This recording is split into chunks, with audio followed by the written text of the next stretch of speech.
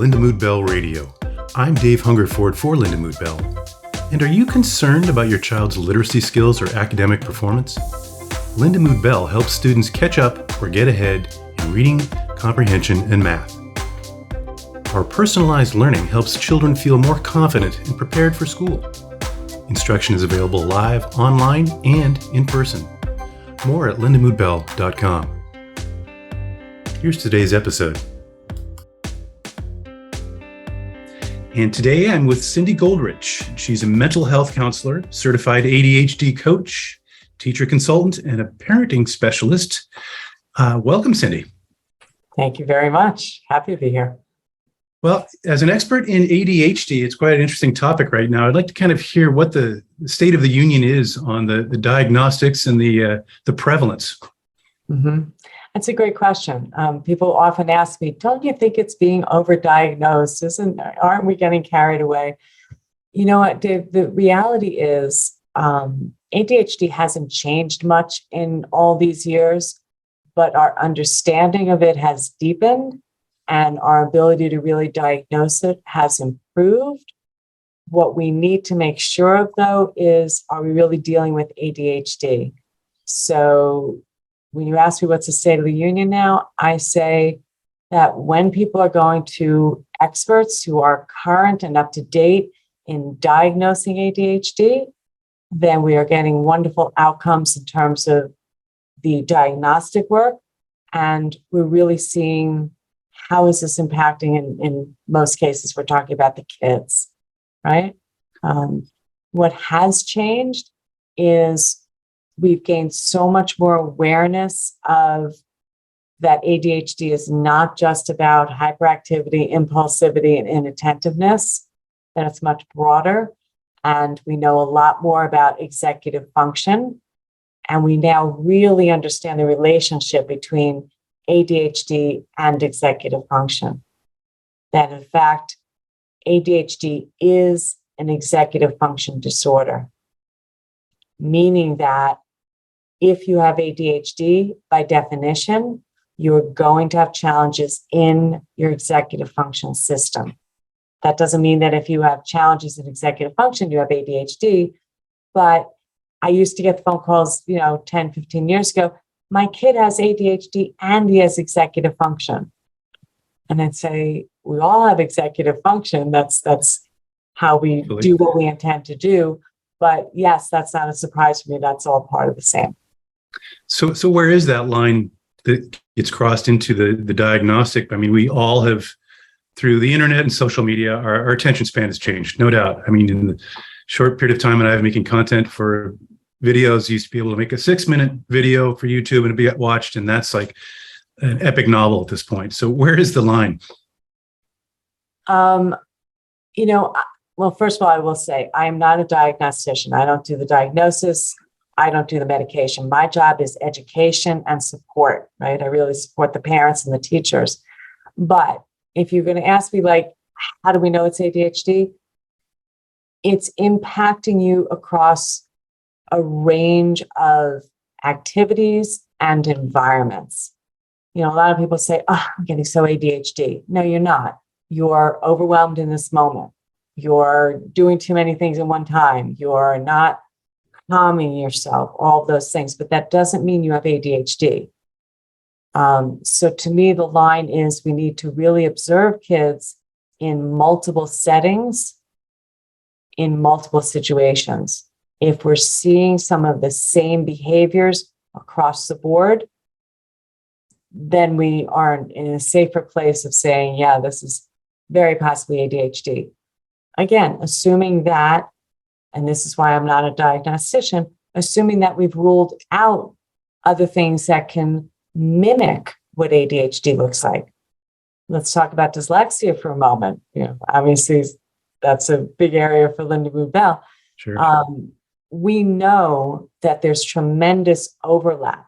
We know that 30 to 50% of people with ADHD have some kind of a learning disability. And of that 30 to 50%, about 35 to 40% of those are going to have dyslexia. So there is a lot of overlap, right? But again, you have to tease these things out. For me as a parent coach and as a teacher trainer, I don't really worry if people have the diagnosis or not. I want to know, how is your behavior impacting your ability to do what you want to do? And that's pretty similar to our philosophy at Lindamood-Bell regarding dyslexia diagnoses and others, that we look at, because especially dyslexia can have a different meaning school district to school district and state to state quite easily. We look at those underlying factors. Is the decoding poor? Is the comprehension poor? Not about a gap between the two. It's about what's poor and what can we do to fix it. Mm-hmm. I know for ADHD, there's a lot of conversation about the therapies versus medication, and are we over medicating? Mm-hmm. Is big pharma involved in promoting this? And I've even read people talking about it. Are we looking at another opioid crisis with Adderall? And what has been your experience in running across patients and parents that have had the therapy versus the medication? Right. So I'll tease that apart a little bit. All the therapy in the world is not going to help a child or an adult figure out, why can't I just focus? Why can't ADHD is a neurobiological condition. You are born with it. So at the core of it, it's below normal transmission of the neurotransmitters dopamine, norepinephrine, serotonin in the brain's prefrontal cortex. That's the front part of the brain. So we understand that this truly is a difference in the brain. What stimulant medications do is they stimulate that underactive part of the brain. So that's why they're effective. Having said that, you still have to make sure you're getting the right dose, the right kind of medication, the right dispensing mechanism, all of these things. And even with that, it's still not for everybody. It's a very private, very personal, very complex, very fluid decision. So then when you talk to me about therapy, I don't look at ADHD as a disorder. I know it's called attention deficit hyperactivity disorder. If I said to you the word spectrum, very likely you would be thinking of autism, right? Sure. But I always say, let's put that word on the side. Let's reclaim that word spectrum. We're all on a spectrum. We all have our strengths, our weaknesses, everything else, right? So it's not about finding that line where someone crosses over and says, okay, now it's ADHD. Why do I mention this with therapy? Because I look at ADHD as a challenge. I look at it as it's a different brain type. You have to learn your brain. It's not necessarily about this deficit model, this therapeutic model, which is why, even though I have a background in mental health, I believe for most of these kids and adults, it's more about coaching. It's more about meeting them where they are, helping them develop a greater awareness of their brain and, why they do what they do, how they do, and then help you develop the tools and strategies to hack your brain, to figure out your best way. So I think that therapy is warranted if it's gone to the point where it's beaten you down and you're just really suffering emotionally, and maybe you want to talk certain things out in certain ways. But very often what you need is recognition for your strengths and help on your weaknesses. So I look at the treatment plan as first and foremost education. What is ADHD? How does this impact? What, all of that. Sometimes coaching, sometimes medication, sometimes changing your job or changing the environment around you. All of these things can contribute. How would you define the difference between therapy and coaching? Therapy, and again, not that one is better or worse. In fact, very often my coaches and I, we will consult with the therapist for the same client. The difference is really that therapy is looking more at the full family system. How did we get here? What's been going on? It's more of a medical model. Coaching, we all benefit from coaching. You know what sports coaches are, life coaches, business coaches, etc. A coach is someone who's there to hold your agenda with you and help you figure out what you need to do and help you with the accountability. So that's how I look at the difference. Well, let's talk a little specifically about what happens when one comes to see you. What is that process like? Mm-hmm. So in the parent coaching, I usually recommend that people start with my workshop series. I have a workshop called Calm and Connected Parenting Children and Teens with ADHD. It's a 7-session workshop series. Each session is about an hour and a half or 2 hours. The reason I say that is when you come to me, I'm going to first want to help you understand not just that triangle above of inattentive, hyperactive, impulsive that we think of with ADHD, but everything underneath that. I help parents understand the social and emotional impact that ADHD has on learning, motivation, behavior, family system, all of that. And what we find is parents don't always know, am I enabling or supporting my child? What kind of boundaries are going to encourage growth and not just feel restrictive? And what kind of consequences are going to build skills and not just be punitive?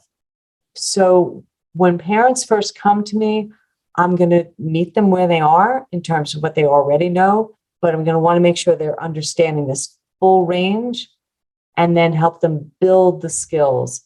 How do I communicate with my kid so that not just does he hear me, but does he feel that I hear him? What kind of boundaries are we going to set? How can we collaborate? What should we collaborate on? How much power do I give him? How much power do, you know what I mean? I don't believe in a top-down parenting approach. I really believe we need to empower these kids. But at the same time, they do need boundaries.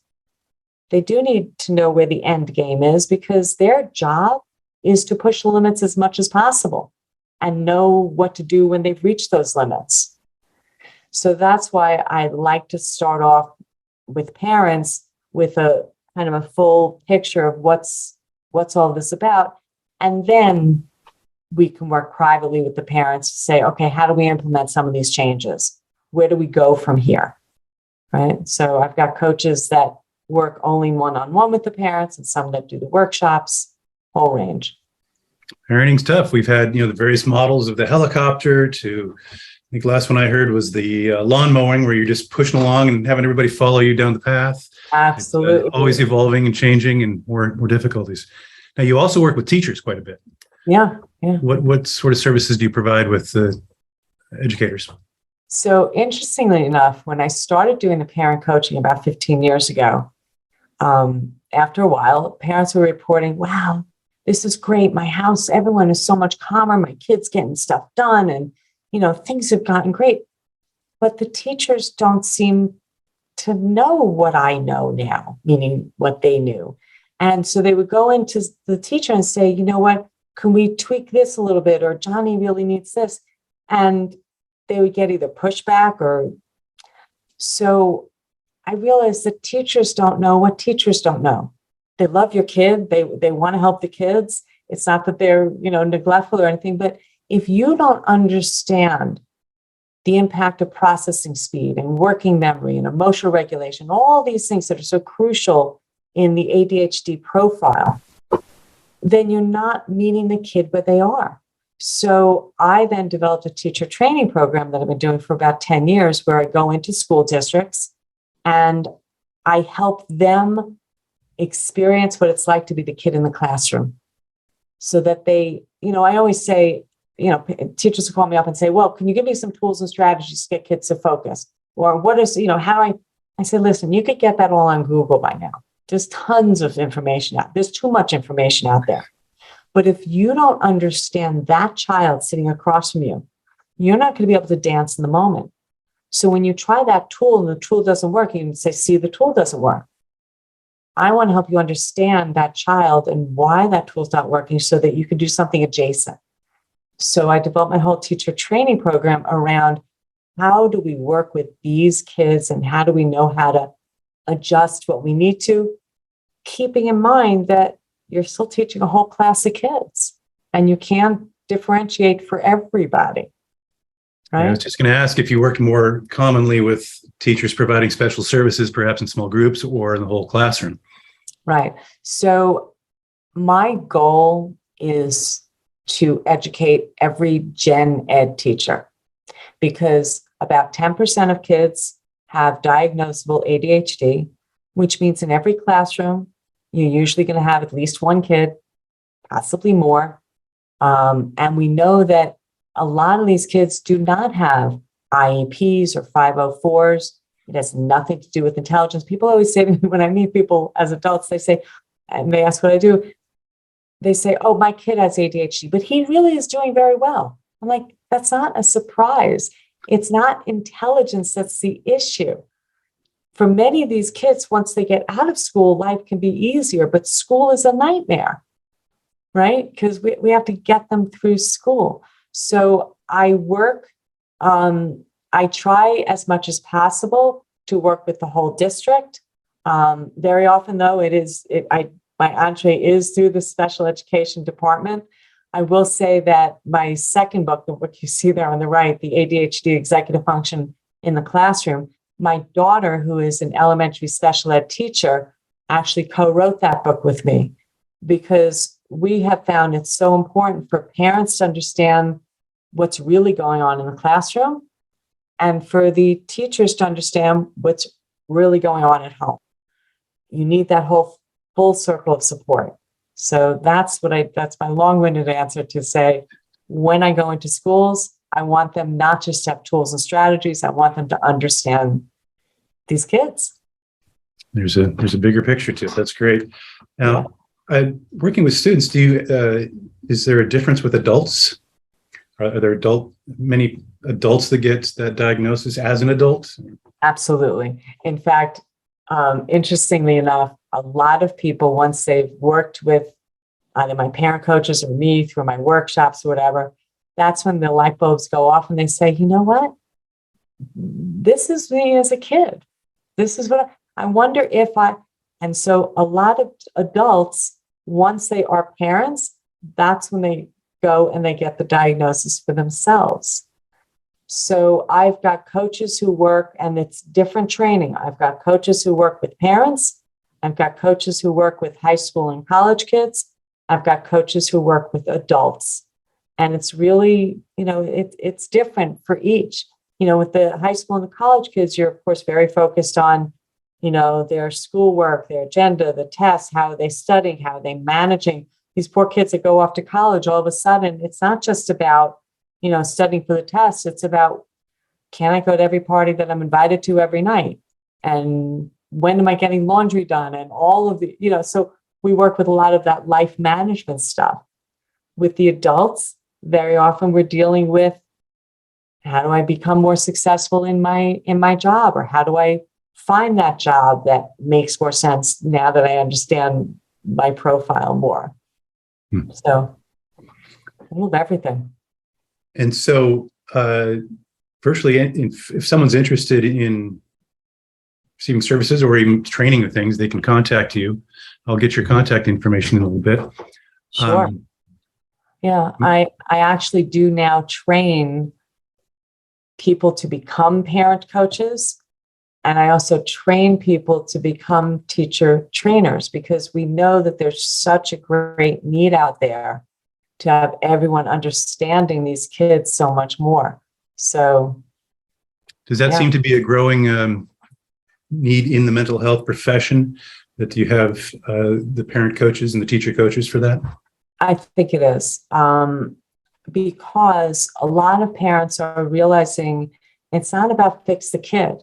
It's about my relationship with the kid. It's the whole dynamic. There's so much I can do as the parent to really support my child in gaining the awareness and building the skills and the tools that they need. Because when you send someone once a week to therapy or even coaching, you're expecting that child to be the master and then go do it the rest of the week. Whereas if you have the parent understanding all of this as well, they're there to catch them in those moments.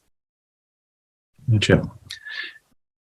Do you have a particular success story that sticks out in your mind as a really fantastic, recent perhaps thing that you've seen with an individual? I'll give you a few different things. And this was a while ago though, I had a father of a 12-year-old girl. And, at the beginning, they were fighting. They didn't have much of a relationship or anything. And he came in to me one day just beaming and he said, my daughter sat on my lap and we laughed. And like the tears came down for both of us, like just seeing that repairing of the relationship, because we know that the only way we really can learn and grow is when we are calm, when we feel safe. So much of the success that I have starts from building back that relationship between the parent and the child. Yeah, that increase in confidence is something, I make profiles of Lindamood-Bell students and have done well over 100 of them. And virtually 99% of the parents are excited about their child's confidence, their ability to participate in the world, even though their comprehension or decoding scores have gone up. Mm-hmm. Typically, the personality growth and really the confidence is what they really, really value. Yeah, I'm sure you see the same thing. Absolutely. And I always tell teachers, the goal is that the kid believes they can learn. Especially now you've got Google and everything else. They can figure out a lot on their own, but they have to believe that they can learn. And they're going to do that if they feel like someone believes in them and trusts them and is going to show them how they can, do what they need to do. So I want to thank you for joining me today. I think that was really informative. I think for me, the thing that I really took from it that I didn't know was that there was much more of a physiological etiology to ADHD as opposed to it just being inattentiveness and something that was just a behavioral piece. And I really appreciate that. It adds a lot more legitimacy to it in my mind, I think, than a lot of times I think in public press, it doesn't get that. Yeah. But it looks like you're doing great work. And thank you so much. And I will maybe you can tell us your website and we'll make it available in any postings we have. And thank you so much for joining me. Sure. Where can we reach you? My website is PTS Coaching. That stands for Pathways to Success. So ptscoaching.com. I believe these kids take this kind of pathway, not a straight path. And my email address, and I'm always happy to interact with people if you have a question or whatever, is Cindy, C-I-N-D-Y, Cindy at ptscoaching.com. And I do have a newsletter that I always send out tools and strategies for parents, for teachers, for students. So you can join my newsletter and stay up to date. Great. Well, thank you again. And it was a pleasure having you today. Thank you. And thank you for listening. Learn more about us at lindamood-bell.com. You can also find us on YouTube, Instagram, Facebook, and Twitter. We are Lindamood-Bell.